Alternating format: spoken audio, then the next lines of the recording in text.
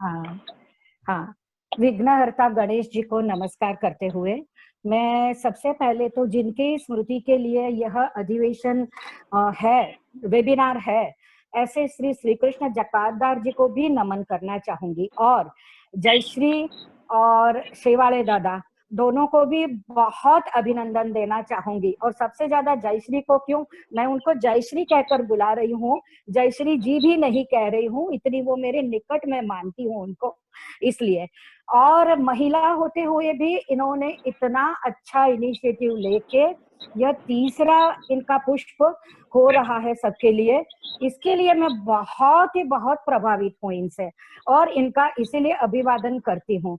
और एक जो वृक्ष देवता यहाँ पे मैंने प्रतीकात्मक रूप से वृक्ष देवता लिए हुए हैं, उनको भी मैं नमस्कार करती हूँ। और फिर आज का जो मेरा विषय है वो मैं स्टार्ट करूंगी, ठीक है। और दूसरा एक जयश्री का अभिवादन या शेवाले दादाजी का अभिवादन, अब जो सारा वर्चुअल हो चुका है, लेकिन गुजराती में एक कहावत है कि रीतो छे नोखी रिवाजो छे नोखा, हमारे तो शब्दों ज कंकु अने चोखा। इसका मतलब यह है कि अब तो सारी रीतें, सारे रिवाज बदल चुके हैं, तो हम शब्द है, शब्द ही हमारे लिए अक्षत कुमकुम का काम कर रहे हैं, और उसी से हम स्वागत करेंगे। तो मैं जयश्री का, शिवाले दादा का, और यहाँ पे सारे उपस्थित पोतदार जी सबका एक फिर से अभिवादन करूंगी। आज जो कि हम डिस्कस करने वाले हैं, नौकरी, व्यापार, उद्योग या करियर, उनका ग्रहों के साथ संबंध, ये आज के लिए, आज जो अभी जो दौर चल रहा है उसके लिए बहुत ही परफेक्ट सब्जेक्ट है।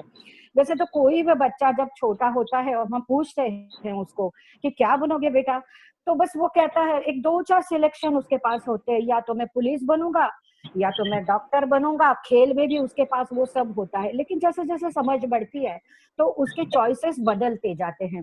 और आजकल तो जैसे बच्चा 9वीं या 10वीं में आते हैं तो माँ बाप को चिंता लगी रहती है कि करियर का क्या होगा, कैसे ज्योतिष के पास जाए, करियर काउंसलर के पास जाए। और मैं सोचती हूँ कि जाना भी चाहिए, ज्योतिष मार्गदर्शक है ही इसीलिए। ज्योतिष पिंडों का जो एक हमारे जीवन में रोल है, तो ज्योतिष के द्वारा इसको हम समझ सकते हैं, और जिस जिस फील्ड में इसकी सहायता ले सकते हैं, लेनी चाहिए। और मैं चाहती हूँ कि माँ बाप अगर ऐसा सलाह ऐसी लेते हैं तो वो अच्छा ही करते हैं। क्योंकि कई बार हमने देखा है, कोई इंडस्ट्रियलिस्ट पिता, वो अपने बच्चे को लेके आते हैं, कहते हैं बस मैंने तो डिसाइड कर दिया है, मेरी इंडस्ट्री फला फला फला लाइन की है, मेरे बेटे को मैं यही ट्रेनिंग देना चाहता हूँ। और जब हम बच्चे की कुंडली देखते हैं तो उसमें तो उसका कोई रुझान ही उसकी तरफ दिखता नहीं, कुंडली के ग्रह भी वो दर्शाते हैं नहीं, कुंडली के ग्रह तो अन्य कोई या कला का या ऐसा क्षेत्र दर्शाते हैं, ऐसा होता है। कई बार ऐसा होता है, अभी 2 साल पहले की बात है, मेरे क्लाइंट जो प्रशासनिक सेवा में बड़े ऊंचे ओहदे पर थे, बड़ा रुतबा था उनका, और उन्हें ऐसे लगता था कि मैं कुछ भी कर सकता हूँ।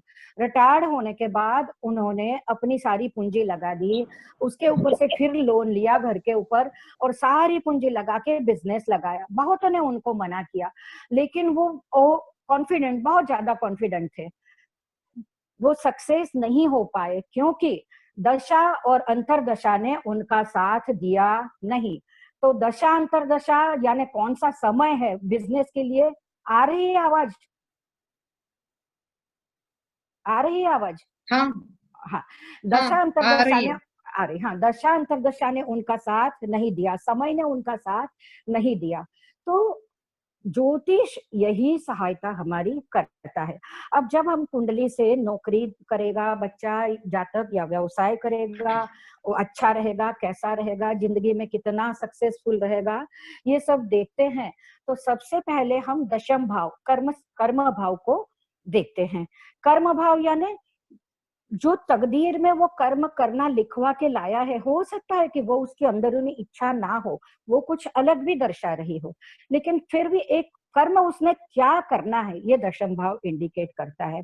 और अकेला दशम भाव नहीं, सिक्स्थ भाव भी, थर्ड भाव भी, और ये सब करके उससे कितना गेन होगा, धन संचय कर पाएगा या नहीं कर पाएगा, इसके लिए हम 11th भाव धन संचय के लिए, और सेकंड हाउस ये सब भी देखते हैं, देखना पड़ता है, सारों का कॉम्बिनेशन करना पड़ता है, क्योंकि ज्योतिष ऐसी विद्या है कि किसी एक, चलो सुगमता के लिए हमने भाव कर लिए, उसको हम महत्व देते हैं, लेकिन जैसे एक किसी चीज को ठोक बजा के देखना पड़ता है, जैसे ज्योतिष में भी डिसाइड करने के लिए बहुत सारे एस्पेक्ट देखने पड़ते हैं।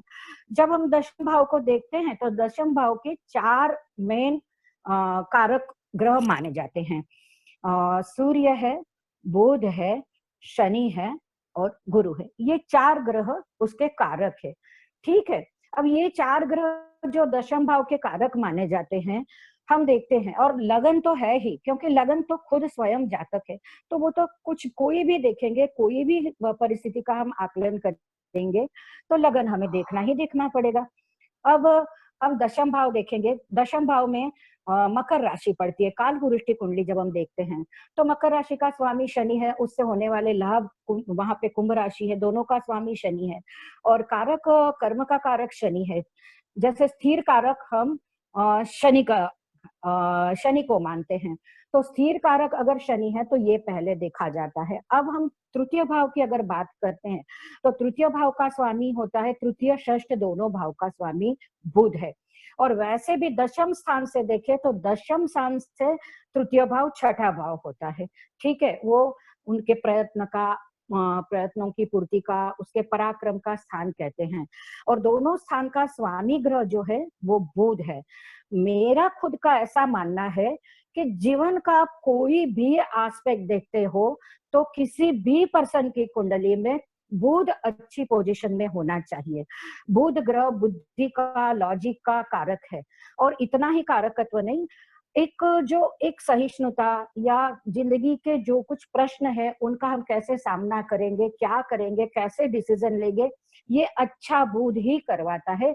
इसीलिए व्यवसाय करना हो तो सिर्फ आप में अगर मंगल का जोश है तो इतने से काम नहीं चलेगा। मंगल जोश देता है, लेकिन मंगल के साथ अगर बुध कुंडली में अच्छी परिस्थिति में नहीं है तो जोशपूर्ण निर्णय भी गलत साबित हो सकते हैं। इसलिए ऐसे हम तृतीय और षष्ठम भाव को देखते हैं। षष्ठम भाव जो कुंडली का ओरिजिनल लगन कुंडली का है, उसको अगर हम दशम भाव से देखते हैं तो दशम का भाग्य, वो षष्ठम प्रयत्न का भाव, एफर्ट्स का भाव, मेहनत का भाव तो है ही, लेकिन दशम भाव से वो नवम भाव है, तो दशम भाव का भाग्य भाव भी हो जाता है। तो उससे हमें पता चलता है कि जो जातक है उसका भाग्य कितना, कैसे वर्क करेगा, सफल होगा या नहीं होगा, कितने परसेंट में सफल होगा, ये महत्व का है।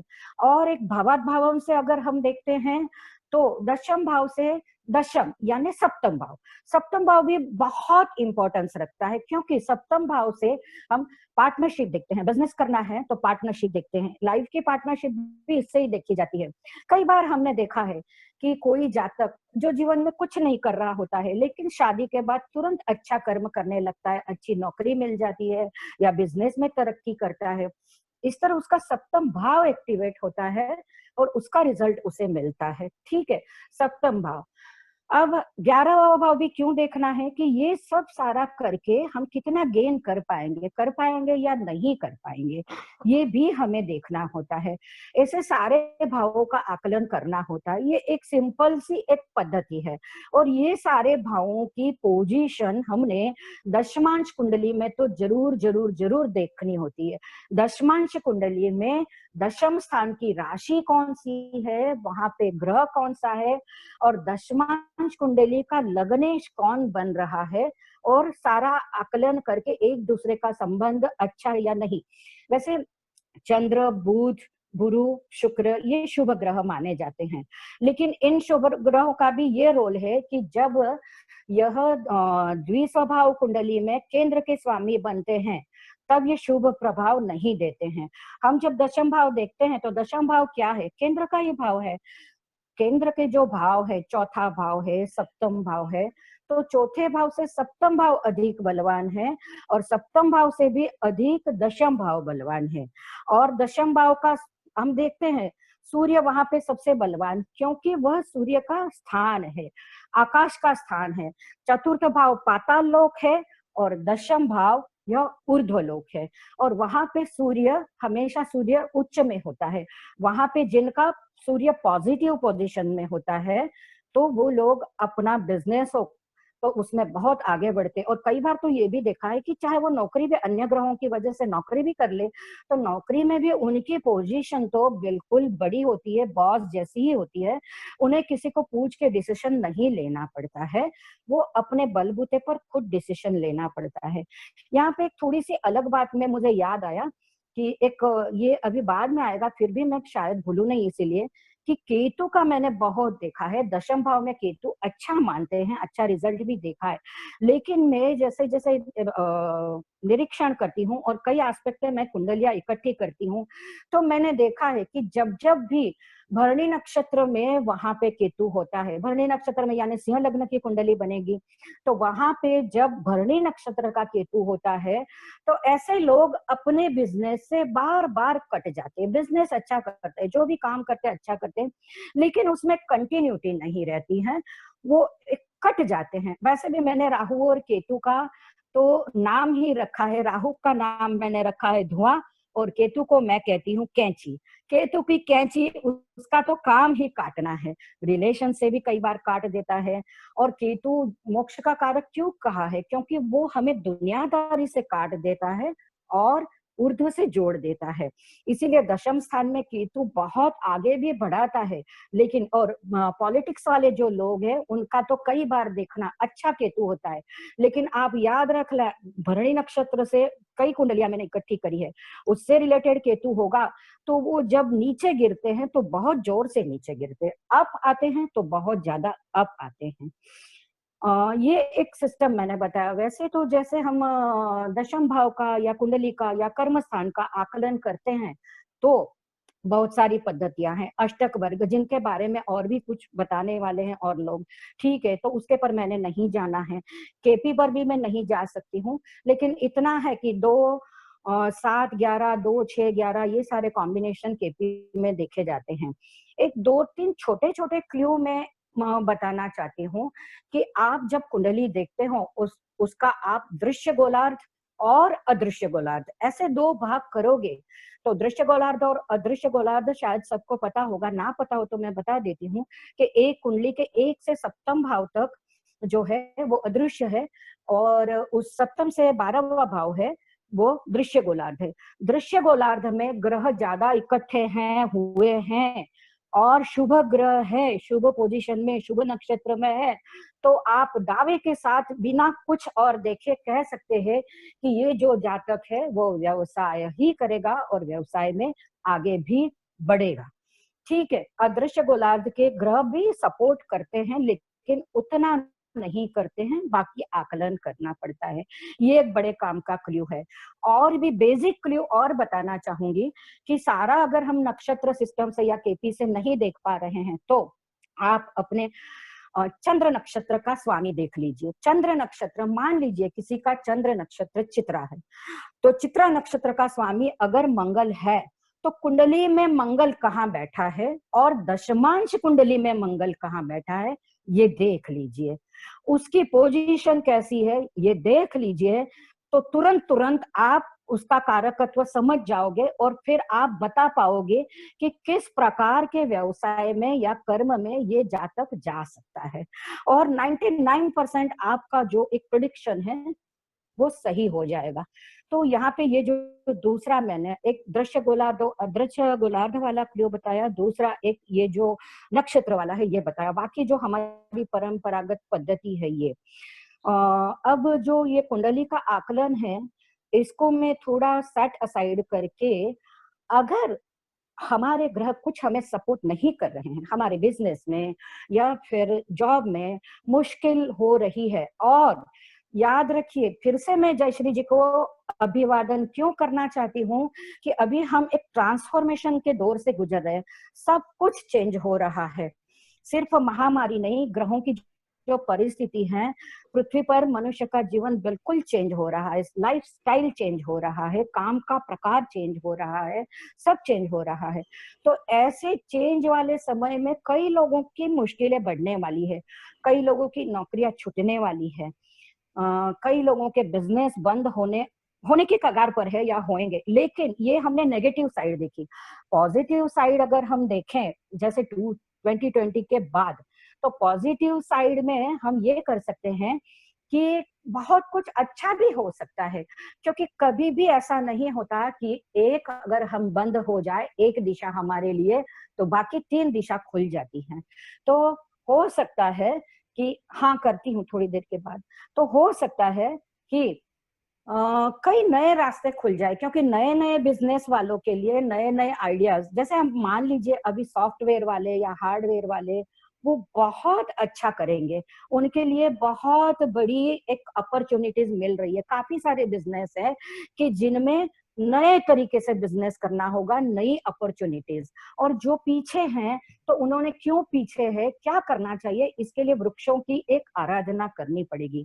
अब मैं वृक्षों से बहुत जुड़ी हुई हूँ, और वृक्षों का मैं इतना कहूंगी कि वृक्ष हमारे पहले धरती पर आए हैं, भगवान जो सृष्टि करता है, उन्होंने पहले वृक्षों को भेजा, हजारों लाखों करोड़ों साल के बाद हम आए हैं। वृक्ष होंगे तभी हम रहेंगे, ये हम जानते हैं, समझते हैं, लेकिन हम पचा नहीं पा रहे, इतने हम हमारे स्वार्थ में अंधे हो गए हैं। वृक्ष की इतनी महत्ता मैंने कल समझी है। मैं साउथ में जब मेडिटेशन शिविरों में जाया करती थी, और जब एक दिन मैंने वृक्ष के नीचे अपना ध्यान लगाया, तब मुझे जो एक्सपीरियंस हुए हैं, कई ऐसे पर्सनल एक्सपीरियंस है कि मैं कई शेयर नहीं कर सकती हूँ, लेकिन मैं आपको दावे के साथ कह सकती हूँ। एक ही उदाहरण लीजिए कि पहले जो विद्यापीठ होते थे उसमें ट्री के नीचे बैठ के पढ़ाते थे, क्योंकि ट्री हमें हेल्प करता था यूनिवर्सल एनर्जी जो है उसके साथ जुड़ने के लिए। आप इजीली जुड़ सकते हैं ट्री के अंडर जब आप करते हैं, तो ट्री का पावर है। ट्री ऊर्ध्व में बढ़ते हैं, उनमें अग्नि बीज है, अग्नि तत्व है। ये मैंने सिर्फ एक सेंटेंस कहा है कि वो अग्नि बीज है, अग्नि तत्व है, लेकिन इसके पर चाहो तो आप पूरा ग्रंथ लिख सकते हो, इतनी बड़ी ये बात है। अब जब हम ट्री की बात करते हैं, तो मैं ट्री के बहुत सारे उपाय हैं, और लोग क्या इजी इजी उपाय मांगते हैं कि जैसे ट्री के जो मूल होते हैं उनकी जड़ को हम भुजा में बांध के उसका फायदा ले सकते हैं। ट्री का जो लकड़ा होता है, जैसे श्री पर्णिका वृक्ष, उसको हम मंदिर में वगैरह में यूज करते हैं, या फिर शुभ वृक्ष माना जाता है, उसका उपयोग कर सकते हैं। वृक्ष के पत्ते वगैरह का उपयोग, जैसे हम जो हमारी सीट पर बैठते हैं काम के लिए ऑफिस में, तो पत्ते जैसे पीपल का पत्ता बहुत यूजफुल है, कर सकते हैं। लेकिन ऐसे सारे उपाय, वेरी सॉरी टू से, मैं आज नहीं बताने वाली हूँ। मैं आज आपको सीधा सीधा वृक्षारोपण का ही उपाय बताने वाली हूँ, और मैं सबसे रिक्वेस्ट करूंगी कि आप खुद वृक्ष लगवाएं। देखिए, अब एक अवेयरनेस आ गई है, लोग अब ना किचन गार्डनिंग बहुत करने लगे हैं अपनी अपनी। हमारा जीना भी कैसा हो गया है, पहले हम छोटी आड़ी गलियों में रहते थे, अब हम ऊभी यानी खड़ी गलियों में रहते हैं, स्काई स्क्रैपर्स, हाई राइज बिल्डिंगों में रहते हैं, हमारे पास छोटी सी बालकनी होती है, और हम एक छुटकारा पाने के लिए कहते हैं कि हमारे पास तो कुछ नहीं है करने के लिए, छोटी सी जगह है, हम क्या करें। अरे, आप छोटी सी जगह में भी बहुत कुछ कर सकते हो, वो करो, लेकिन इस ट्रांसफॉर्मेशन का जो समय है, पर्यावरण का जो हाल है, जिसके लिए हम जिम्मेदार है खुद, तो हमारा फर्ज बनता है कि हम ट्री लगवाए। ट्री लगवाने से बहुत ही फायदा होगा, इतना फायदा होगा, कहते हैं कि एक पीपल लगाने से कितना फायदा है, 5 पीपल लगाने से कितना। और पीपल हमारे सारे ज्योतिषियों के लिए क्यों अच्छा है, हम बुध, गुरु, शनि, चंद्र, इनसे जुड़े हुए व्यवसाय, हम ज्योतिष को इन सब ग्रहों से जोड़ते हैं, ठीक है। तो इन सब के लिए जो एक गुरु बल होना चाहिए या और ग्रहों का बल होना चाहिए, ये पीपल सबसे बेस्ट देता है।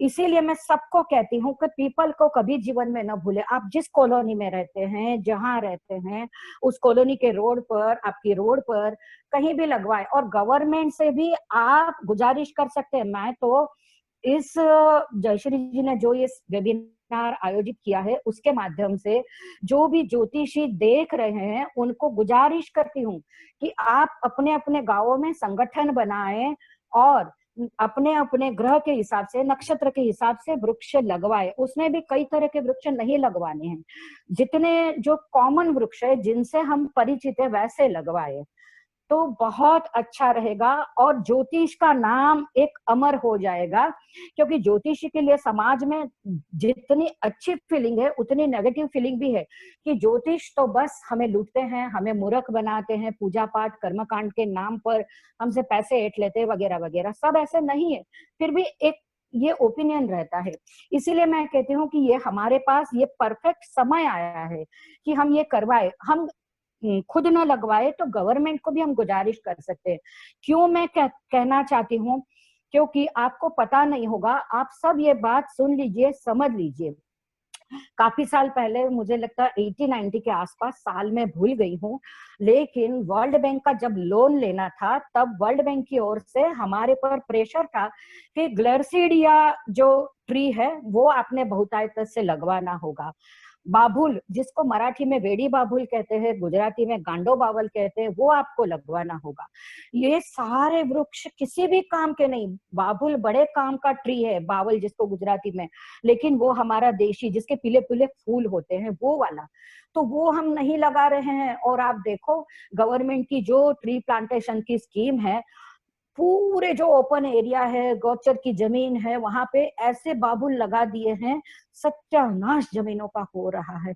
देख के मेरा तो जी जलता है। मैं सोचती हूँ कि कोई मेरा साथ, मैं तो कर रही हूँ अपने हिसाब से। मैंने यहाँ के ज्योतिषियों को इकट्ठा करके 2-3 प्रोग्राम किए हैं। हमने यहाँ हाईवे पर एक मंदिर में ट्री प्लांटेशन, अहमदाबाद के बहुत सारे ज्योतिषी, करीबन 125-150 ज्योतिषी हम गए थे और हमने ट्री प्लांटेशन किया था। बहुत अच्छे ट्री वो प्लांट हो गए हैं। तो सबको मैं कहूंगी कि यहाँ अहमदाबाद में तो हम कर रहे हैं, मैं कर रही हूँ, लेकिन आज की मेरी बात सुन के एज ए ज्योतिषी अगर आपके दिमाग में आता है कुछ, तो आप जरूर मेरा साथ दीजिए। अपने खुद से करिए, कुछ भी करिए, लेकिन करिए। अपने जीवन में एक वृक्ष कहाँ लगाना है, जहाँ चाह वहां राह होती है। आपकी चाह है तो आपको जगह मिल जाएगी। कॉमन प्लेसेस होते, गार्डन होते, आप अपनी कॉर्पोरेशन को भी बताइए कि आप फालतू वृक्ष नहीं लगाइए। देखिए प्राणियों को अक्ल है। आप देखो बंदर होते हैं, वो कभी ऐसी वृक्ष का पाला या उसकी जो सींग जिसको कहते हैं वो नहीं खाते हैं। जो पक्षी होते हैं अपना घोंसला ऐसे वृक्षों पर कभी नहीं बनाते हैं। ग्लेरसीडिया तो ऐसा वृक्ष है कि उसके नीचे जब हम चलते हैं, हम सोचते हैं कि चलो हम ट्री के अंडर चलते हैं तो हमारा अच्छा व्यायाम हो जाएगा, प्राणायाम नहीं। ऊपर से हमें एक जैसे जिसको हम कहते हैं श्वास चढ़ना, ऐसी तकलीफ होने लगती है। तो आप ध्यान में रखें, आप अपोज करें गवर्नमेंट को, ऐसे ऐसे वृक्ष नहीं लगाइए। हमारे पास हमारी कितनी पुरानी अच्छी संस्कृति है। और मैं आज जो वृक्ष सजेस्ट करने वाली हूँ वो भी सिंपल सिंपल जो हमारे परिचित वृक्ष है। जैसे नीम ले लीजिए, पीपल ले लीजिए, बड़ ले लीजिए, गुलमोहर ले लीजिए, आंवला ले लीजिए, जो बहुत औषधि गुण वाले हैं और हमारे काम के हैं। ठीक है। अब मैं आपको जैसे कौन सा ग्रह दशम स्थान से आप अगर तकलीफ में है,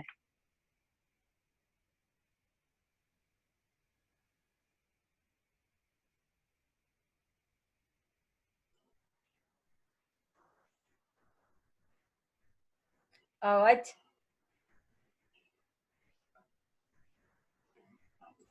त्रिशलाबेन कुछ हो गया? त्रिशलाबेन मेरी बहुत अच्छी दोस्त है। सॉरी सॉरी सॉरी, चालू हो गया? हाँ चालू हो गया। हाँ ठीक है। अब मैं राशि के या ग्रहों के हिसाब से थोड़ी रेमेडीज बताना चाहती हूँ कि जिनका 10th हाउस सूर्य से संबंधित है, या फिर जो लोग राजनीति, पॉलिटिक्स, गवर्नमेंट, ज्वेलरी ऐसे लोग से जुड़े हैं, उनको अभी जो मैंने अपना वीडियो जयश्री जी के साथ शेयर किया था, जिसको बहावा बोलते हैं मराठी में, गुजराती में गरमाड़ो बोलते हैं, हिंदी में अमलतास बोलते हैं, वो लगवाइए।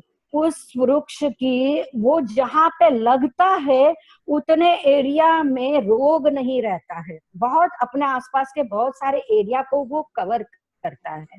और सूर्य का प्रतिनिधित्व लिए है वृक्ष। इसीलिए मैं कहती हूँ कि जिसको बहावा, वो उसकी सुंदरता भी देखते ही बनती है।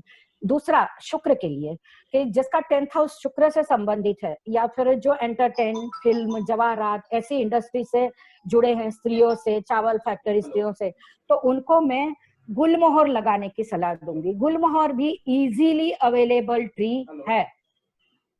हाँ, तो ये आप सेकंड हाउस के लिए लगवाते हैं, ठीक है, शुक्र के लिए, सॉरी सेकंड हाउस में, शुक्र के लिए, जिनका कर्म स्थान से शुक्र रिलेटेड है, शुक्र बलवान है या फिर बलवान नहीं भी है। देखिए यहाँ पे ट्री का फायदा क्या है, स्टोन जब हम पहनते हैं तो कई बार मुश्किल होती है कि हम कई बार ग्रह 2 भावों का स्वामी होता है, खराब भाव का स्वामी होता है, तो कंफ्यूजन होता है कि ये स्टोन हम पहने या नहीं। वृक्ष के लिए ऐसा कुछ भी नहीं है, ये बिना पैसे की रेमेडी है और इसमें अच्छा बुरा कोई भी वृक्ष लगवाओ, लेकिन जो आपसे रिलेटेड है वो आप जब लगवाते हो तो थोड़ा फायदा ज्यादा होता है। ट्री लगवा के उसके साथ कनेक्टेड रहो। कनेक्टेड कैसे रहना है, आपने जो ट्री लगवाया है, चाहे आपसे 1 किलोमीटर, 2 किलोमीटर, 10 किलोमीटर दूर है, आप, ये मेरा अनुभव है, मैं दिल से कह रही हूँ कि वो ट्री दूर भी है और आप याद करोगे तो आपको वो जवाब देगा। मेरे घर में जो जयश्री जी ने बताया कि उन्होंने देखा है वो ट्री, कल्प वृक्ष ट्री, कल्प वृक्ष ट्री से मैं कई बार बातें करने की कोशिश करती थी, 6 महीने हो गए मैं कुछ नहीं कर पाई, लेकिन एक बार, अब मुझे पता नहीं है मैं सच हूं या गलत हूं, लेकिन एक बार मेरा एक्सपीरियंस हुआ था कि मैं उनको कह रही थी कि अगर मैं कुछ कहने हूं, आप समझ रहे हो मेरी बात, तो प्लीज अपने पत्ते हिलाइए। और हवा नहीं थी, ऐसा ही समय मैंने सिलेक्ट किया था, और आप मान नहीं सकेंगे कि वो, बाकी वैसे तो कल्पवृक्ष के आसपास और भी ट्री है, किसी और ट्री के पत्ते नहीं हिले, लेकिन कल्पवृक्ष का जो ट्री था उसका पत्ता हल्का सा हिला। वो हिला या नहीं हिला, मुझे ऐसा भास हुआ, आई एम नॉट श्योर, लेकिन ये मेरा एक एक्सपीरियंस है। ट्री जवाब देते हैं, ट्री कितने जीवंत है हम जानते हैं, उसकी चर्चा हम किसी और टाइम करेंगे। जैसे मैंने शुक्र, अब बुध, जिसके कर्म स्थान में बुध वाली राशि है, कर्म स्थान से बुध कनेक्टेड है, या फिर जो ज्योतिष से, नर्सिंग से, कविता से, ऐसे सब जो बुध से रिलेटेड व्यवसाय से जुड़े हैं, उन्होंने हाँ, पीपल, बिल्व ऐसे लगाने चाहिए। बिल्व लगा सकते हैं, पीपल लगा सकते हैं, और नीम, नीम वृक्ष भी ज्यादा से ज्यादा लगना चाहिए। नीम का प्रोडक्शन बढ़ना चाहिए। नीम की पत्तियों का दवाइयों में बहुत ही उपयोग हो रहा है, और नीम के वृक्ष के लोग खेतों में लगवा के खेत हो रहा है, बस 2-3 ग्रहों का बाकी है। मैं क्या नीम के बात कर रही थी कि नीम का वृक्ष है, वो आपको, जिनके पास बड़ा खेत है तो वो इनकम भी अच्छे दे सकता है। चलो वो तो दूर की बात है, लेकिन आप अपनी ओर से नीम का ये बुध ग्रह के लिए लगा सकते, पीपल, बिल ये भी लगा सकते। चंद्र के लिए, या पानी के, जैसे पानी से निकलती हुई चीजें, यातायात या ऐसे सब जो व्यवसाय से जुड़े हुए हैं, वो भी नीम को लगा सकते। क्यों? चंद्र को औषधीश कहा गया है और नीम बड़ी औषधि है, तो नीम भी काम आएगा, ठीक है। और सबसे ज्यादा गुरु, गुरु बुध के, जो हम ज्योतिषी से जुड़े हुए ग्रह है, तो मैं अगेन फिर से रिपीट करूंगी कि पीपल लगवाना, पीपल को पानी सींचना, पीपल की पूजा करना, जो शिक्षक है, शिक्षक समान है, धार्मिक उपदेशक है, हमारे जैसे ज्योतिष से जुड़े हुए हैं। ज्योतिष, एक बात समझ लेना, आप ज्योतिष को नहीं चुनते हैं, ज्योतिष आपको चुनता है। ज्योतिष इतना पवित्र व्यवसाय है कि ये आपको चुनता है। वैसे हाँ, अभी जो समय अलग चल रहा है, इसीलिए हो सकता है कि मेरी बात किसी को अच्छी लगे भी ना भी लगे, लेकिन ज्योतिष को बिल्कुल प्रोफेशन लेवल पर नहीं लेना है। ज्योतिष ऐसी विद्या या ऐसा व्यवसाय नहीं है कि आप इसको एक प्रोफेशन की तरह ले। यह एक ईश्वर की उपासना है। मोक्ष पाने के लिए जो विद्या है वो यह विद्या है। आप सिर्फ अपना जीवन यापन नहीं करोगे, मोक्ष प्राप्ति करोगे ज्योतिष में जितना जितना आप डीप जाओगे। अब शनि की बात, शनि के लिए शमी का पौधा बहुत काम आता है। और शमी का पौधा ऐसा है कि जो घर के पास आप गमले के अंदर भी, घर से आप जब निकलते हैं तो आपके दाहिने हाथ पर आप रख सकते हैं शमी का पौधा। सारी नेगेटिविटी को आप जो सहने वाले हो उनको वो शमी का पौधा वहां पे ही रोक देता है। शमी की स्टोरी आपको पता होगी, पांडवों ने अपने वृक्ष शमी में छुपाए थे सबको, और पुराणों में तो हर वृक्ष के लिए कथा है। तो जो इसके लिए आप शमी वृक्ष कर सकते हैं, ठीक है। केतु के लिए वैसे तो कुशा होती है, वो नहीं, लेकिन आप अश्वगंधा का वृक्ष है वो लगवा सकते हैं। अश्वगंधा की भी बहुत सारी मेडिसिनल प्रॉपर्टीज है, और ये सारे लुप्त होने लगे हैं वृक्ष। तो हमारा कर्तव्य बनता है कि हम गवर्नमेंट को गाइड करे, कॉर्पोरेशन को गाइड करे, वो कोई ना करे तो हम संगठन बना के ये करे कि ऐसे ऐसे रेयर वृक्ष लगवाए। हर बार हम नक्षत्र वन, राशि वन बना नहीं सकते, हर बार ऐसी जगह हमारे पास नहीं होती है, ठीक है। और केतु के लिए हाँ, मंगल के लिए, हाँ मैं मंगल के लिए भी बता देती हूँ, रह गया बता देती हूँ। केतु के लिए बाम्बू का जो वृक्ष है, केतु ऊर्ध्व गति का कारक है। और बाम्बू को पता है, कई बार ऐसा होता है कि बाम्बू का बीज या उसकी गांठ जब आप लगाते हो, आप पानी सींचते हो, बाम्बू नहीं निकलता है, आप धीरज खो देते हो। नहीं, धीरज नहीं खोना है, कई बार तो सालों के बाद वो बाम्बू निकलने लगता है। और जब उसकी कोपर फूटती है और बाम्बू निकलता है तो इतना फास्ट निकलता है कि आप सोच एक दिन में कितने इंच उसकी ऊंचाई बढ़ती है। और बाम्बू यह भी बहुत पवित्र वृक्ष है। बाम्बू की जो संवेदनशीलता है वो बहुत अधिक है। बाम्बू का तो इतना कनेक्शन है। हाँ, शनि का शमी होता है, ये किसी का प्रश्न आ रहा है कि शनि का कौन सा वृक्ष है, तो शनि का शमी वृक्ष है।